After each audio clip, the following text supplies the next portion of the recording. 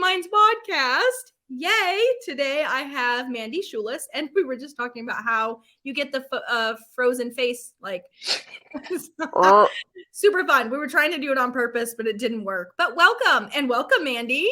I'm excited. Thank you. Me too. It's going to be fun. Yes. So just quickly, briefly, people, Mandy and I just barely met like maybe 2 weeks ago, something like that. Has it already been that long? Oh my gosh. Yeah. A week and a half-ish, something like that. Yeah. We're in a weird time warp right now. I know. Mandy gave an amazing presentation. Went into her workshop. It was about storytelling or story branding, something. And I was like, perfect. I love this. Went in. It was so different than I thought it was going to be, but it was so much better than I thought it was going to be. So, my daughter was with me too, Mercedes, and she's like, oh my God, that is not at all what I thought, but that was fantastic. I'm like, I know, right? And it's funny because you and I are more alike, which you'd think that my daughter would be more like me, but like she does. I mean, she's funny and all, and very funny when she wants to be, but she's not like weird funny like me. Little dark sense of humor. It's good. Yeah. We're good. She also like doesn't use a lot of foul language and stuff. And you know, it's funny because we actually just talked about this with traumas and stuff. I wonder now, have you ever done the ACE test, the ACE scoring test for traumas, like to see where you're at on the No, ACE? I don't think I want to know. So it's like a 0 to 10. 10's terrible. I'm a 7. And my daughter did it. I was out of the room at a different event when they did it, and she took it, which I thought was fantastic because she answered honestly with me not being there. She's only a 2. I'm like, well, everybody's something, because I mean, hers were a divorce because we went through a divorce, and then something else I would consider not so traumatic, but I guess it's traumatic for those that don't have big trauma. Everything's relative, man. It is relative. And we just talked about that. So, which I guess brings me back to, what were we saying? I was asking about, your post about speaking. So history doesn't repeat itself. Mm-hmm. And I wanted to elaborate on that because I wanted to know if, like we kind of discussed, if people that haven't really experienced a lot of trauma, would they understand? Speaking of relative, so as I started to say, like, my husband's Jewish, and as somebody that grew up in a, upper middle class household, my grandparents adopted me. I should have been barefoot and pregnant at 16, but that's a whole other story. We'll get into that later. But they adopted me, so I had a good upbringing. Yeah. And I never knew, aside from I've been chubby a lot of my life. That's really the only thing that people could hold against me, quote unquote. Okay. And he and I have talked about with things, especially in Florida. Like we're special here. We really are. About I like Florida though. Yeah, I mean it's a double-edged sword. But it's from his perspective as a Jewish male, it is easy to have discrimination, but it's not something I ever thought about. I mean, like, I'm a blonde with big boobs, so have I been discriminated against? Oh yeah, but it's like a superpower. I love it when they don't see me coming. It's not that bad. It's fine. Like, I'm fine with that. But like, to answer your question, is it necessarily based on trauma? I think it doesn't resonate with you or not. I don't think it has to be about trauma. In my perspective, because you know my story, you understood what I meant. Mm-hmm. Okay. But like, here we've had a huge influx and like hate groups, hate crimes. Like it's getting kind of dicey. In fact, to the point where my husband has discussed leaving Florida. Oh, really? And there's been a lot of stuff. And it's one of those things that I think the people that need to hear it will hear it and understand it for what it is. Okay. But and I forget who the quote was that I was thinking at the time when I posted about it. It was, it's like why we learn history, right? It's not just so you can be annoyed and pick A, B, C, or D on a test. Yeah. Although sometimes it feels like that when, your kids are studying it. Right. It's because you need to be able to understand and be like, oh crap, like I've seen this. Like, no, this does not end well. You know? Yeah, and if I don't do that. Forget it. I think history helps us understand why certain people have certain beliefs.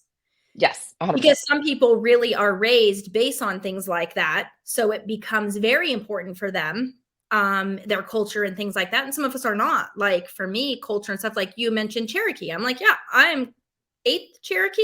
I don't know about it. Something like that. I'm not good at percentages. It's in there somewhere.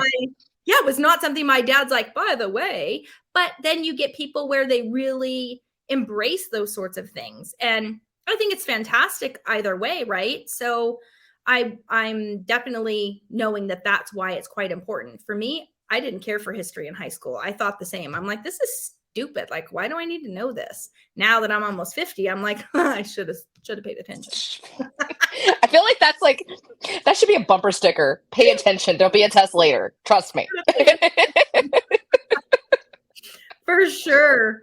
Oh my gosh. So you and I, similar stories with some domestic violence and stuff. So Yep. I have question for you, because you have a 12-year-old daughter. Okay, Yes. I have 11-year-old twin girls, and I have a 28-year-old daughter. How are you? I mean, I think this is hard. Your story might be a little different than some. Are you okay if I told part of I'm what? totally Okay. fine. So you had said in your story that you were telling us your daughter saved your life. She was only 6. You were being choked to death by her father, right? Okay. Yep. And she saved your life. So she witnessed this. That's a lot different than some kids whose moms have maybe been through abuse and what some don't see it, right? My children didn't really see that. I mean, Ryan experienced it 6 months, but that's different. How are you approaching this conversation with your daughter to make certain that she's careful in how she picks people? Do you think there's anything you can do? Do you think, what's your take on I don't know. Talk to me in like 10 years. that? I mean, for her, dating's I have to coming be, soon. well, so for her, she has always been, I tell people, she was one of those children, like we actually think she might be on the spectrum a little bit, and not like in the non-functioning perspective, spectrum. Like Rain Man, super smart, way too intuitive, like, Okay. whoa. And I can't remember if I said this during my story or not. And I know I shocked a couple of people. I was watching faces and like, I know this isn't what you guys were expecting. And it's because Sarah didn't give me a whole lot of time to actually give you a description or much to do with it. I was like, here you go. Yeah. So after I left my ex, a few days after, I think I did touch on this. She's told me, she goes, that she had gotten in trouble at school, and that the guidance counselor had brought her and her friend in, and her friend had apologized, and her response was, "That's okay." And she told me that the guidance counselor shared with her that you should never tell anyone that hurts you it's okay, because that gives them permission to do it again. And she goes, Daddy hurts you all the time, and it's not okay. You tell him it's okay, but it's not okay. And I shit you not, I felt like this big. Right. Like, I literally had to pull the car over and turn around and look at her, and I just said, baby, I'm so sorry. Yeah. You know, she remembers a lot more. She's been in therapy off and on for years, especially like after her dad passed, and her dad and I were fine. Like we literally sat downstairs and signed paperwork because he was dying, and like it's a little morbid, but it also, I'm so glad that she saw that, though. I loved that about your story, that you embraced him in the end. That's so good for her, and so good for you too. So good for the whole group.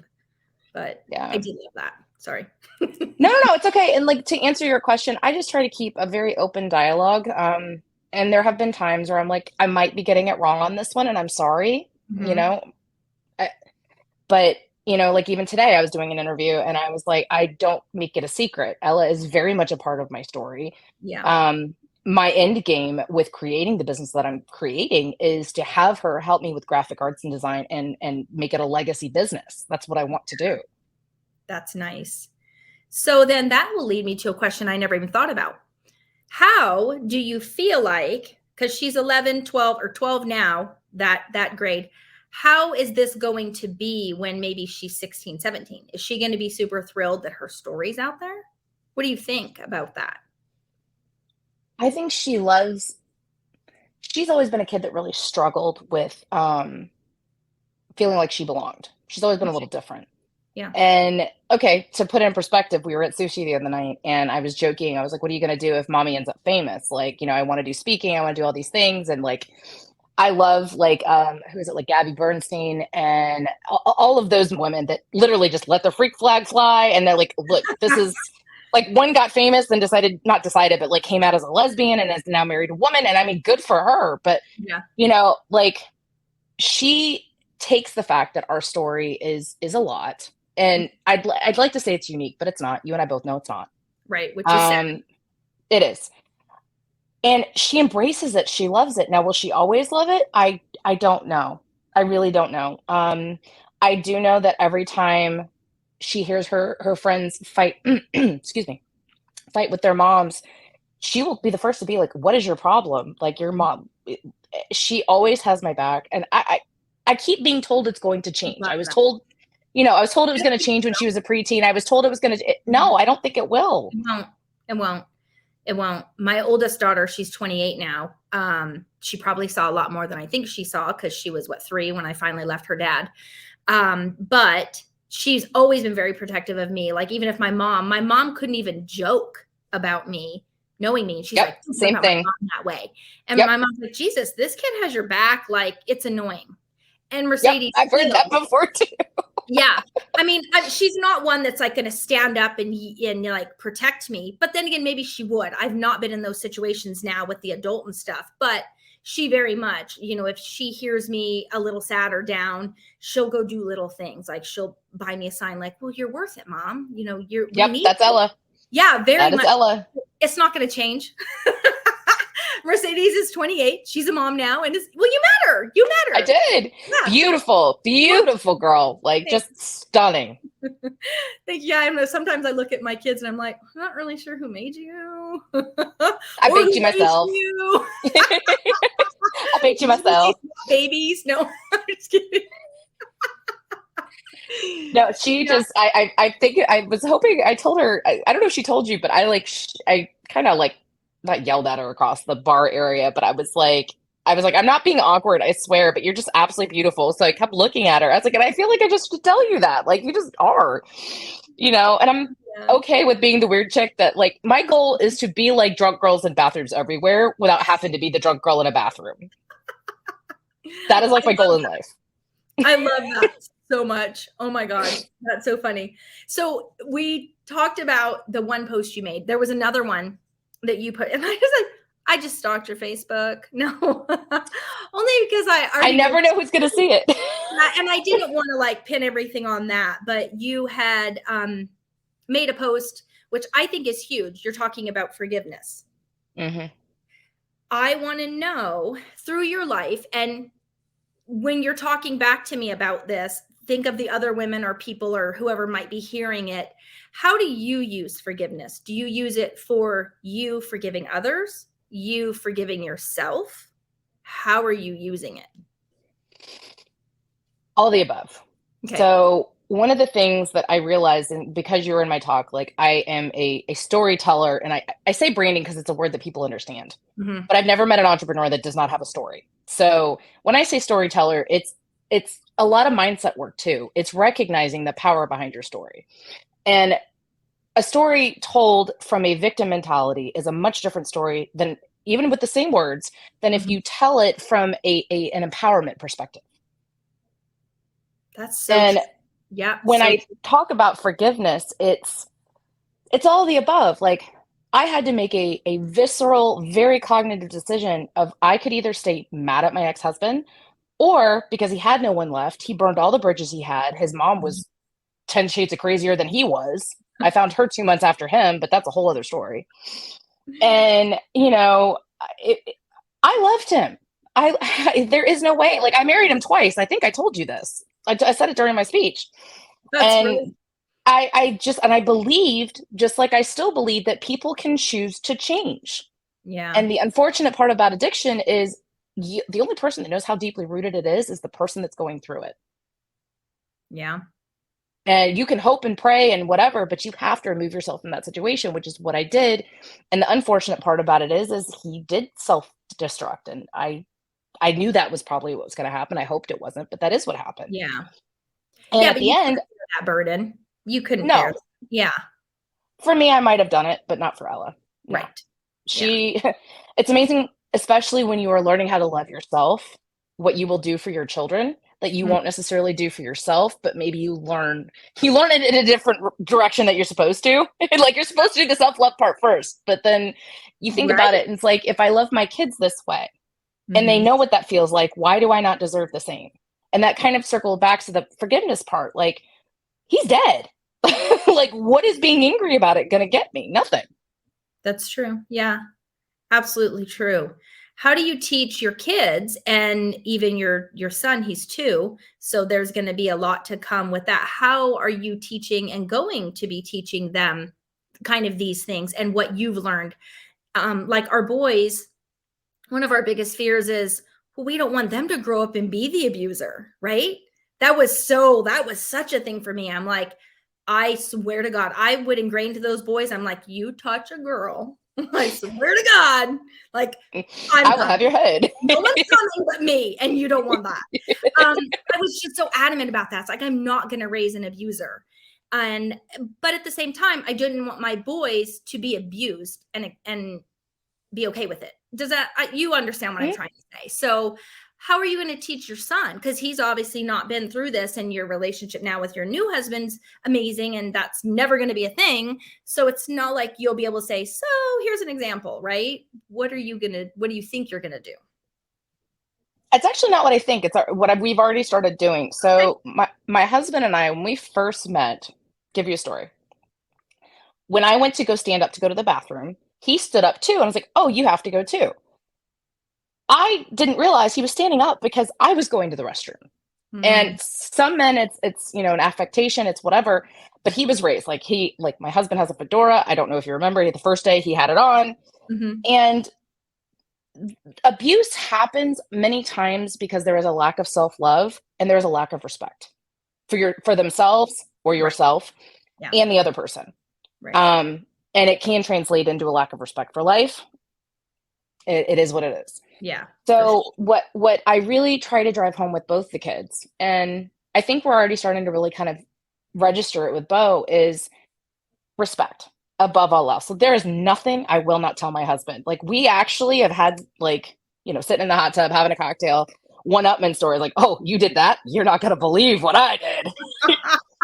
And I mean, honestly, I never had that relationship with my ex-husband. Everything was like, "You're a dirty, rotten whore. I can't believe you did these things." And it was just judgment, the lack of judgment. Like, my husband, hands down, is my best friend now.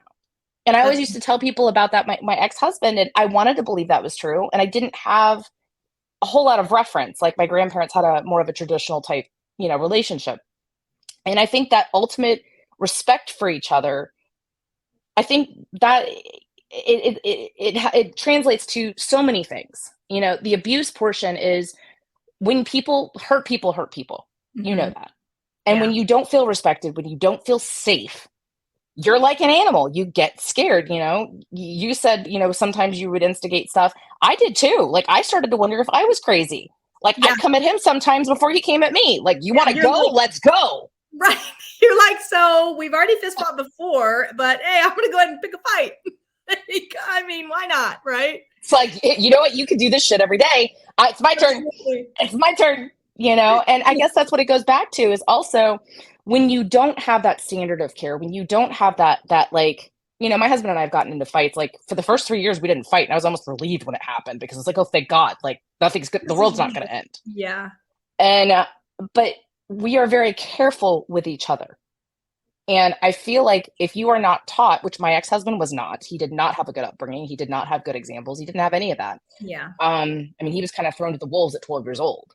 Oh man. And yeah, like, I mean, not to give an excuse, you either make the decisions to change or you don't. But if you're a child, you're a child. Yeah. So to answer your question, like, I have to believe that I'm doing the right things. And with Ella, kind of circling back to what you asked me before, same thing goes. Like, she has her first little boyfriend. We're not talking about it, but I read her phone, because I do it intermittently, not a lot, because she's a great kid, but intermittently. And he isn't a bad kid, but he's like, "Oh, you didn't answer your phone," or whatever. And a couple of red flags that could be the age, could be so we had to sit down and be like, "You need to explain to him that if you guys are going to talk and, whatever, he can't talk to you this way. If you're unavailable, you're unavailable." Like, and he made a comment to her at one point in front of me about, "Well, you need to keep track of my schedule." I started laughing, and I was like, I'm going to stop you right there as her mom. Mm-hmm. It is not her job to do anything. Right. Except live and take care of herself. Yeah. I was like, I don't know what planet you're living on, but we don't know. Right. Like, he was in the car with me and her, and I was like, no. Yeah.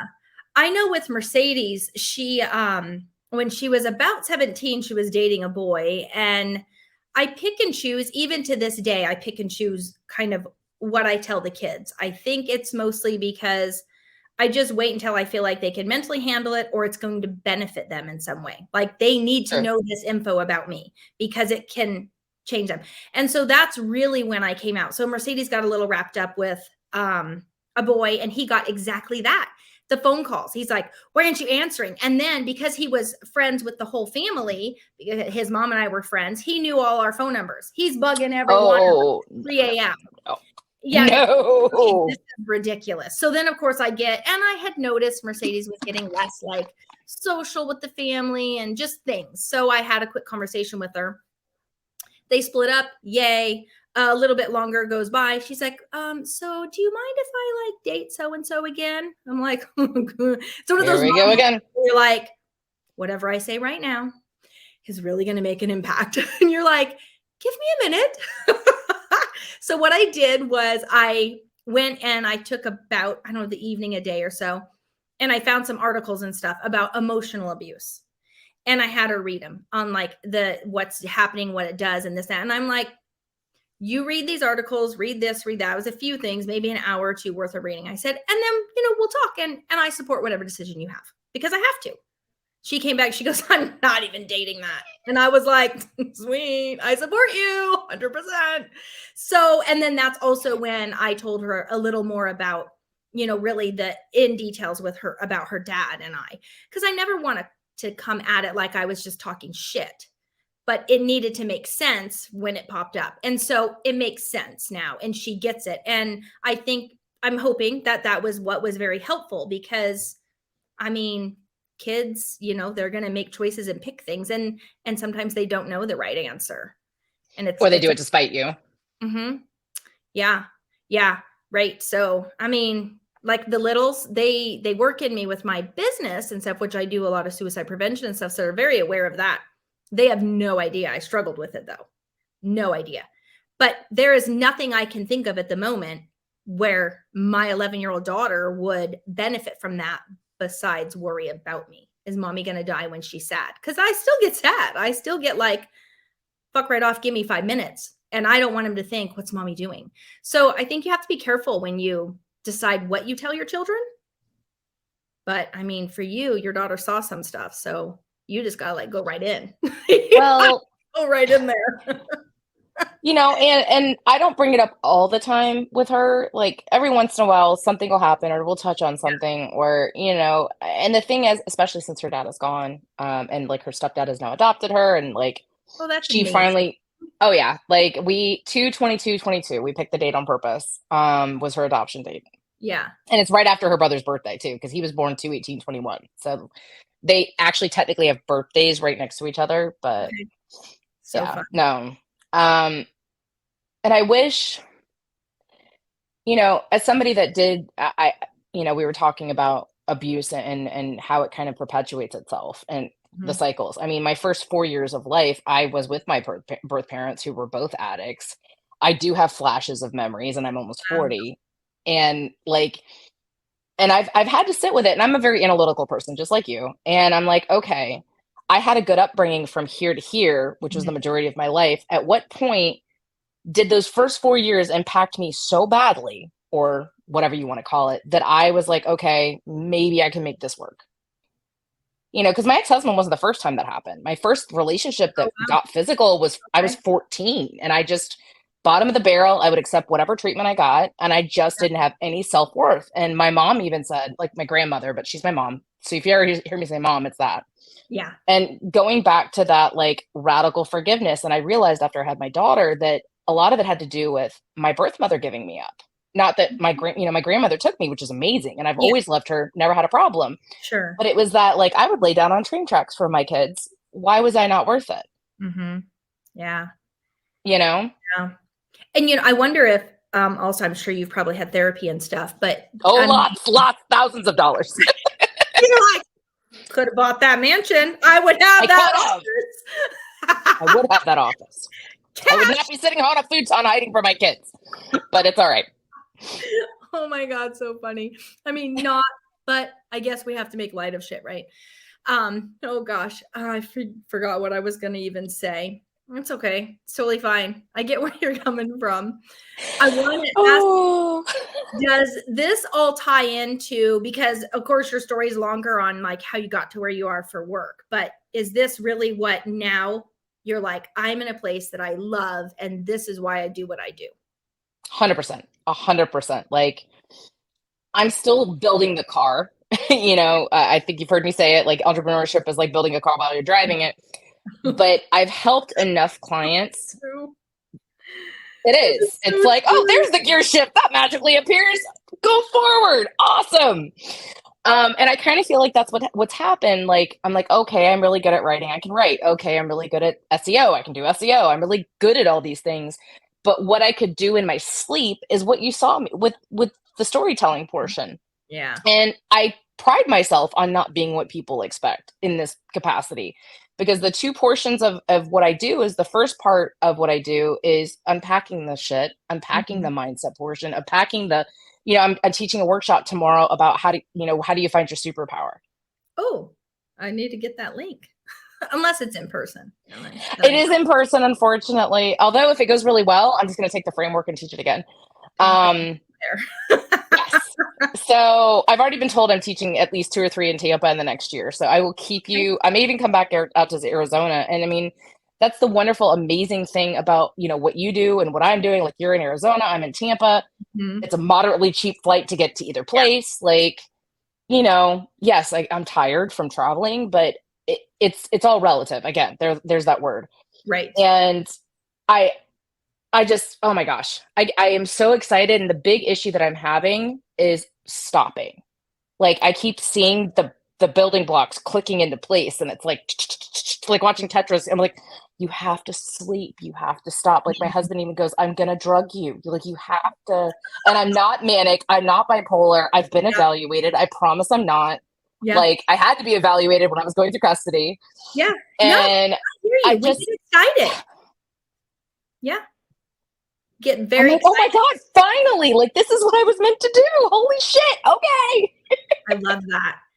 Are you going to be coaching people in that storytelling? Okay. So, little wizard, but I'm trying to remember, were you in the hypermind? You were in the hypermind, weren't you? No, I didn't do it No? this year. Mercedes did. So, Oh, that's right. That's right. That's right. Okay. So, Lauren Morgan, who is the very tall, statuesque. This is why caffeine at 4 o'clock is a bad idea. Um, Attorney that did intellectual property. She and I yeah. were talking, and she actually is doing my trademark. I'm launching a 501(c) called Love Me More, specifically to help women leaving bad situations figure out how to run a business and Okay. how to create their own business. But right now, what I'm really focused on is what I call a VIP day, but it's actually like 2 half days. The first day, we sit down, we get deep, we do one-on-one what I started in the talk that you saw in Arizona, and the unpacking. It's Okay. deep, it's heavy. It'll be there might be crying. There has been crying, actually, now that I think about it. Might be. Might be. I was like trying to keep it a little light, but yeah, it gets If it they gets don't great. cry, are you concerned? You're like, so Yeah, a you little haven't bit. done enough work. Well, and what I need, what I love is the women that aren't in the victim mentality. They're like, wow, I've got some heavy shit. What do I do with it? Mhm. And are already semi-successful or can see the path of how they might be semi-successful. So we go way back, and look at everything. And then the second part of the VIP day, the second half day, which is about 4.5 hours, we go through and we go, okay, this is where your superpowers are. This is where you can take these things that happened and are already doing it. Maybe they don't realize it, Yeah. and really start being purposeful about how they do it in business. I mean, it applies for client attraction. It applies for branding. I mean, you name it, it applies. That's I'm glad to know my MBA was not wasted. amazing. That's amazing. I'm excited for that. I can't wait. And maybe you'll make it into a course or something where we can all just like love Oh, that's and do coming. it. Yeah. That's That's so coming. fun. That's What actually why I was in Nashville. I forgot to tell you that. That's why I was in I thought Nashville. you were doing podcasting or something in Nashville. So it was Mm-mm. course creation? Ah, that's very fun. I had another question here. You already answered that one. I know I have to write them down. I could be on this call with you forever. Well, if you love me, I can come back. I promise. I'm not going anywhere. I mean, well, you should do a podcast and I'll come on yours. We'll have a good time. I'm hoping. My problem is I get shiny object syndrome, and when I joke that I'm a Gemini with ADD, but I really am a Gemini with ADD, and I have to focus on like one thing at a time, or else nothing gets done. Yeah, no, I hear you. So what are one of my questions I know I was going to ask you, and it was funny because I got all teary eyed when I started to write it, I'm like, how stupid. But anytime people ask me about my kids, I'm like, meh, I don't know why. What would your biggest dream be for your kids? If you think of like their future and what you hope they like come out of the world with. Ella is an incredible artist. Not only is she an incredible empath, but I remember the first time I realized she could take images and rotate them in her head and draw them in different perspectives. And I mean, we're talking about an 8-year-old kid. This started during COVID. She asked me to undo her YouTube restrictions so she could watch artists. And at first it was like, you just really want to, and she goes, no, Mom, give me your phone. I'll show you. Okay. And she was like watching these high level artists. And within like 6 months, she's in a program right now that's more traditional art. And I don't know if it's harmful or not for her because she's such a different soul, for lack of a better explanation. I would love to see her just famous, traveling the world. She says we go to Blue Ridge every year. She said she wants a house up in the mountains, and she goes, Mom, you say that's one of the things on your bucket list when you're super successful. And she's like, what if we get houses next to each other? I'm like, what if we just had different wings? Like, I mean, if we're gonna dream big, we as well dream big here. Like, I think it's your kitchen, it's fine. Yeah, like I can see that for her. It's not even that I want it. I know it's going to happen. As long as she believes in herself, and that, kind of going back to how does she feel about the story? She feels chosen. Like she really does. And I feel like that's not one of those purposeful mom things, but I was like, if I could do it again, I would. Yeah. Yes. And for Bo, this morning I took him, like I told you, mental health day for the kids. Yeah. I was watching him climb to the tallest part of the tallest slide, and my mama heart's going like this. I know. I actually took a video. I should send it to you later. But I'm watching him look down at me and goes, Mama, you coming? I'm like, I don't want to get up there. I'm like, I'm old. My knees hurt. I spent 4 days in heels. I don't know if this is okay. Yeah, you're like, I have to go. But as I'm watching him climb to the top and turn around and ask me, Mom, are you coming? I just had that like intuitive mama hit. I was like, I don't know what you're going to do, but you're going to do something amazing. And he, at 2 years old, can take apart things, and my remote, his thermometer, like if he can take it apart, he's going to figure out like how the inner workings are. So fun. So I have no idea what that's going to manifest as, but something. Yeah. See, and I can't decide when I think of being a mom, I can't decide which one's better. I almost feel like seeing them as adults doing what they do and being happy doing what they do, that's like the full fulfillment. And it's like, and it's not even that, well, I guess I do forget to help give myself some credit because although they are their own people, I get that. I still feel like us parents have really given them a lot of that, right? So I forget sometimes to go, holy shit, like, they're amazing and they're mine and this was great. And you think back to how when they're little, like my boys, one's military, one's police officer. So I don't know if I told you. So this just still makes me like get all teary-eyed. But for the first time, so Kobe, my 24-year-old, he is the police officer. I've never seen him in full uniform, none of that. He's been in a year and a half. So June will be a year in the field. And then he did like 6 or 7 months previous academy stuff. So I've never seen him, just bits and pieces of the uniform. And I never can get a picture. That's like a no way, Mommy, you're not getting a picture. Because they were told not to put that stuff on social, whatever. Yeah. And he's like, it's for your protection. I'm like, remember, do you know me? Let me go first. I got me. No, this is the kid that used to say, Mom, get behind me. If a zombie apocalypse comes, I got you. I'm like, oh, okay. Okay. Or I'm like, whatever. So it was funny because It was so cute. I knew he was on duty and I said, oh my gosh, he starts at 1. So I said, hey, I'm right in your beat. I'm in your space and you're getting on. Can you drive by? He's like, yeah, let's meet at Jimmy John's. So here he comes and I see him and I'm waiting. I'm like this proud mom, like waiting for the school bus or something. Here he comes driving by in his police car or his police SUV. And I swear to God, I don't even know, but he waves. I swear he was 5. He was 5. I'm like, come my little boy. He's like living his dream. And it was just like the best thing you could ever hope for as a parent. So when I'm getting all teary-eyed. So when I look at the littles now and even my granddaughter, you're like, you just have no idea. You have no idea in like the 20 years and stuff, what or where or why they'll become what they are. I mean, Kobe was adamant on being a police officer, even through all the Black Lives Matter and all that stuff, people going after cops and things when it just became a little more sketchy, right? You're like, I'm not sure you should be in that space, honey. Are you sure? Like, maybe not. Okay, I have to support that. And it's amazing. It's magical because they're happy, right? So your daughter getting this and doing this, as long as you're there to support her, it'll happen. There's no reason it wouldn't happen because it's possible. And 100%. I love the Blue Ridge Mountains. I do. Oh, it's my I mean, Florida, and yes, I live right by the beach. Do you think I really get to go? No, because I'm, always busy. I'm always, if it's purposeful, like I think we're going to try to spend a week out at the beach this year. But the other thing I guess I should say is for both kids, kind of circling back to our conversation earlier, I want to see them loved. Like, I don't even care what that looks like, but loved, taken care of, happy, in a good, respectful relationship, whatever that looks like.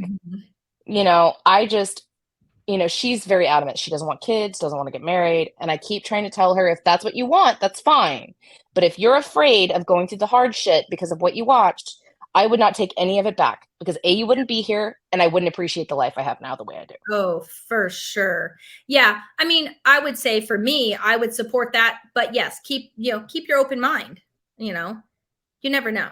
I've got friends that are like, no kids for me. And then they hit 45 and they're like, I'm kind of thinking, which that's fine too. I was 37 when I had the twins. Totally fine. I was 37 when I had Bo, and I was cocky because at 27 with Ella, I was like, I was working out. I worked the whole time, 11 days. I like popped her out in 3 pushes, and this one tried to kill me. So like, it was so bad. It was so bad, but he is just, I've never had that hit like I did today. And I love that it happened on the day that we were meeting. And it just all of a sudden I looked at him, and not that I don't see him, but he's he's a toddler now. He's, 2 plus. And I was like, ooh, like, you're going to do something cool. Like, you are fearless. Like, you don't care. Like, I don't want to go to the top of that sled.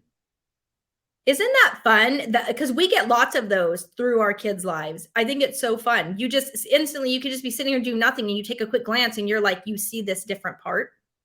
And like you said, it's not that we don't see them. It's not that we don't acknowledge them, but like almost a different part. Maybe it's like, I don't know, the universe is like, and that's what you get. And it's just so magical. Karma. Oh my God, for sure. A question, last question, we'll wrap up super quick. Okay. Since you have a girl and a boy, I have a 3 o'clock, which is yay. I'm so like all these women. Yay. I just love chatting with all of you. But I have friends that maybe have just girls, some that just have boys. So knowing you have both, how can you describe, without seeming offensive to our daughters, how can you describe the love or bond, not love, I'm not going to say that, bond between mom and daughter, son and daughter? Like for me, I told one girl today, she's just a boy mom. And I'm like, for me, like if the boys come around, it's full joy. No matter what, it's full joy. I see them. I hear the phone ring, then it's their ring. I'm like, it's like, run for it. Like it's my only child or something. Not that I don't feel that way about my daughters. I'm thinking this is why I'm only going to have the boys until they get a wife for the most part. I hope not so much, but I still feel like, I'm going to be okay with that. Whatever choices they have to make. I've just said, I get every other year. We're not arguing about it. Sound like my mother-in-law. My wife. I'll try to be the best mother-in-law I can be. And they just, but how do you notice a difference with your bonds, boy, girl, or just maybe? That's a hard one. I Yeah. feel like, and I've asked myself that question about 100 times. Like, Yeah. where is it different? Where is it? I mean, and the other thing is my relationship and my experience and my story with Ella is so much different that I'm like, Mm-hmm. you know, I feel like, and she's actually said this too, I'm in such a much better headspace with him and more aware and more present and more because I could. I was definitely Yeah. in fight or flight mode when she was at this age. And it's just different. I I feel like I have a deeper bond with her right now, but I feel like it's developing with him, if that makes sense. Like, Yeah. like today when I realized like he's acting out at school because I was gone all last week Mm-hmm. and he doesn't know. I joke with my husband that I cloned him. I was like, for a lawyer, you sure can't communicate your feelings, and like we're working on it. Um, it frustrates my mother-in-law that my husband talks to me, but not to her. And I'm like, well, at least you got me. I can communicate for you. I can Um, communicate. you're We're welcome. We're working on it. yeah. And my husband used to just get frustrated and shut down and just rah, rah, rah, rah, rah. He was a grumpy asshole, for lack of a better term. And Okay. my son has those same temperaments, even the same expressions. So I have to sit him down and be like, "Are we having big feelings?" I'm Oh, okay. Okay. So you're not really angry. You're frustrated, sad. So we're like working on all the feelings. So I think it's just so cool because I never pictured myself as a boy mom. Like I oh, dreamed about having a girl. I wanted the poofy white dresses. I got all the things. And then I got pregnant, found out it was a boy. I was like, well, what do I do with this? what do Like I do with that? it's got a penis. I don't what I do I like pull it up to change the diaper? What do I do with this? Just keep it You there. know? It will Just pee in your face. yeah. Actually, he's really good about that. He doesn't do that. He's really Oh, good you about should that. know. Yeah, he's two. I'm thinking of my daughter who's getting ready to have a boy. I'm like, yeah, keep the diaper He away. honestly only did it. He's only done it to his dad. He's never done it to me. Oh He's my pooped in god. his dad's hand. He's peed on him. He does like to grab his junk and like laugh at me, which I'm a little concerned about, but I'm trying to remember he's two. What are you doing there? Like, My that's awkward for mommy. Stop it. Oh my god. My boys would they always played football and did sports. And so, when they're getting into that senior high school level, you're kind of like, put your pants on. Like, come on now. They Please. would come upstairs. I'd be in the kitchen morning. They'd come upstairs, have their like boxers on to do their breakfast or whatever. And I swear to God, I said, what is wrong with you two? Same. They'd come up the top. As soon as they hit the top of the stairs and like rotate to come to me at the kitchen, they adjust themselves. I'm like, why? They're like, hey, mom, as they're like getting my attention. Like, I'm like, you're 17. What are you doing? You just do that before you turn the stairs. They just don't get it. So, voice. I mean, you got so many fun things to look forward to. I'm already learning that. I am 100% already learning that, and I'm just here for it. Like, Yeah. Oh you my God. know, So fun. So much fun. My last question for you. okay. What would you said you're like, you're not even 40 yet? Nope. Oh yeah, no, your son's June okay. 2nd. I got 3.5 weeks. Oh, fun. Okay. Awesome. Yay. I'm excited. My 30s were bullshit. I'm ready for it. I know, Like, right? 40 is fun. 40 is so fun. What would you now? So I'm just going to think about your daughter's age real quick. Okay, this will work. You were 20. What would you tell yourself now? If your 20-year-old self was like right there, what advice would you give her? you are capable of so much more than you have any idea. You're going to go through some really, really hard shit, but I promise you, it is worth it. You know, Yeah. if you change one thing, you'll change the outcome and you will be so proud of where you end up. Yeah, that's fantastic. I appreciate you. Woo, that made me cry. Woo. I love that though. Yeah, because it's true, right? It's totally true. And if you think back to when you were 20 and imagined the life you went through, you probably wouldn't have thought. You're like, I won't survive this. No, I was actually thinking about my 30th birthday. My husband my ex-husband and I got into a huge fight because he insisted on bringing a cooler of beer on vacation with our daughter to this like place in Germany. And he picked me up at the airport. I was exhausted and I'd traveled with her back from the States. I was like, I just want to sleep. I just want to sleep. I just want to sleep. And we actually got kicked out of the hotel because he was screaming at me. And I was like, and that was my 30th birthday. And I was like, and now like turning 40 in 3.5 weeks, everybody wants to throw a party and do all these things. I'm like, I'm just thankful to be here and to be getting another decade under my belt and finally going, I might have a clue what I'm doing. Maybe, maybe. And you feel safe. Very safe. Yeah. So, probably a little too safe. I can't pee by myself. I can't do anything. I got my husband talking to me. I got my kids. I'm like, I'm just here. It's cool. Yeah. No. I got a futon. Maybe you get that hotel room and you just enjoy that sleep. Yeah, that might happen. That might actually. Susie told me I need a hotel room and to go sleep. That's what I want. Yep. That's what I always say about Mother's Day. I'm like, I don't know why you're here. This is my day. I feel that on a visceral level. I love you. Go away. We'll meet back up for dinner.